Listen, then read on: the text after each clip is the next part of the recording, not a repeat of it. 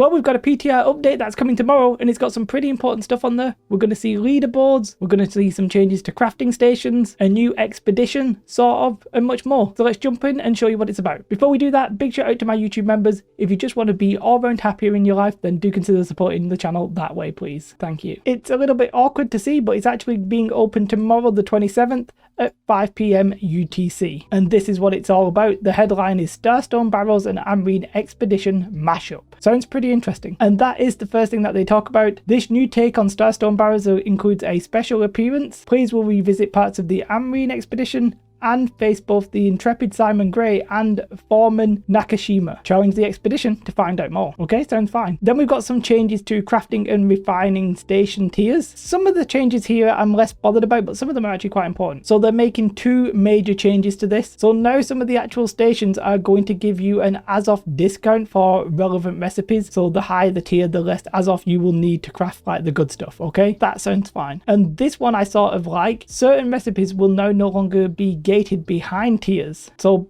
essentially it sounds like a lot of the basic stuff you will not need to have like a high tier station. I'm not sure that includes refining. It doesn't seem to be mentioned here. It seems to be more like procedural weapons and armors, health and mana foods, and your potions and that kind of thing. But pretty interesting changes nonetheless. This next one is a little bit crazy. You can now join companies when you're not a member of a faction. This one sort of baffles me a little bit because who's basically playing like not in a faction, but you know, fair enough. But yeah, players no longer need to be in a faction to join a company, but companies must still be a faction. The non-faction affiliated members may not become governor or participate in wars. I think most people are just going to join a faction, right? But fair enough. Then they say they're going to roll out some updates as we go, but a couple of extra important things here. The group finder is getting an active lobby count, so you're going to be able to see how many lobbies are in each group finder. Sweet, perfect, great. The next thing is the shell company mitigation. Now, interestingly here, we knew they were going to do a daily war limit, we just weren't sure what it was. Well, it turns out they're testing it as one defensive war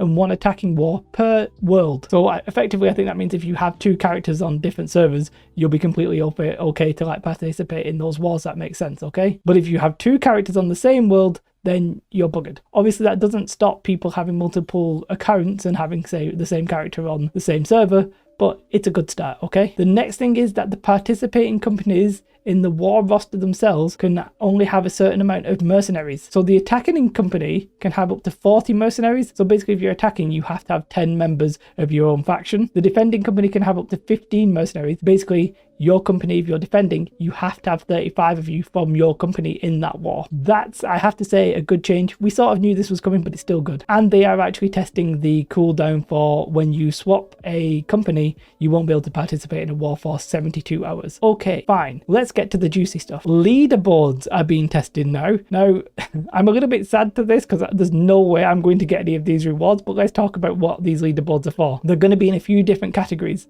mutated expeditions, faction war, PvE, PvP, and trade skills. Every category contains subcategories. So for example, faction war includes territory control score, okay? Finish in the top 10 of any of the leaderboards at the end of the weekly, monthly, or quarterly rotations for exclusive skins, achievements, and titles. Now, this is where I regret having a full-time job, a wife, and a kid. I wish I just lived in my mum's basement. Okay, that's not true. I actually love my wife and my child, but you know, I'm never going to hit these. I'm never going to finish in the top 10. So that just is what it is. For a large amount of players, this is not going to be relevant, but for like the 1 to 5% of people on a server, this is actually going to be super interesting, right? Hopefully I can see where I am, and hopefully people can't see where I am. If I'm like right near the bottom and they can see that I died a billion times, that would be pretty bad. But it's nice to see this kind of stuff. This isn't as like the ranked PvP that I would have liked, I don't think. It depends. The one that's versus players, maybe there is going to be like win this amount of arenas or win this percentage of arenas. I'm still not going to be in it because there's going to be people who are way better than me, but you know, I would like to see that. But yeah, that's it. Some of the big ones there. The new expedition is basically a mashup between two. That sounds weird, but fair enough. Leaderboards are obviously going to be massive for some players. It'll be interesting as a casual, but I don't think the casuals are really going to be involved in that one.